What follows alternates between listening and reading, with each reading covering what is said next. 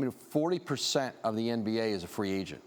Wow. 40% of the players. So, but ultimately, Kevin Durant, Kawhi Leonard, until they make a decision, that kind of holds up a lot of the bigger stuff, and then you'll see the floodgates open.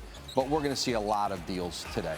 Let's talk about that with Kawhi and KD. You and Ramona reporting that yesterday about them discussing scenarios with which they could end up on the same team. The two teams that were listed were the Knicks and Clippers. If you're the Knicks and Clippers and hear that, how might you react now and move forward with this information? I think both cautious, because there's so many scenarios where you have so many great players in free agency. You have, 4 big market teams, and 2 in New York, 2 in LA, with multiple max salary slots. And so there's a lot of combinations that could go into play. That's a combination they have been talking about to see if there's any common ground there, if there's something that fits both of them. You're talking about 2 of the best 3 or 4 players by anybody's measure in the world. But I think for Kawhi Leonard, New York is really, while he may meet with them, they're not really a prime consideration. I think both are taking the Clippers seriously.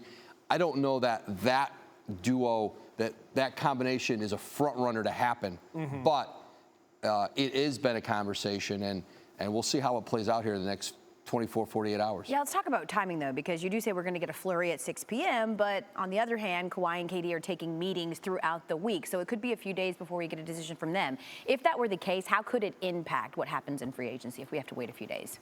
Well, let's look at the Brooklyn Nets, for example. They're hopeful that they're going to enter into an agreement tonight with Kyrie Irving, but they're not offering that second max slot until they know what Kevin Durant's doing. And then once Durant makes a decision, once Kawhi Leonard makes a decision, then the dominoes start to fall, whether it's players like Jimmy Butler, Tobias Harris in Philadelphia, who they very much want to re-sign. Al Horford is out there in free agency. And so once Durant, Kawhi move, then you'll start to see more big players come off the board. Thanks for watching ESPN on YouTube. For highlights and analysis, check out the ESPN app. And for live streaming and premium content, check out ESPN+.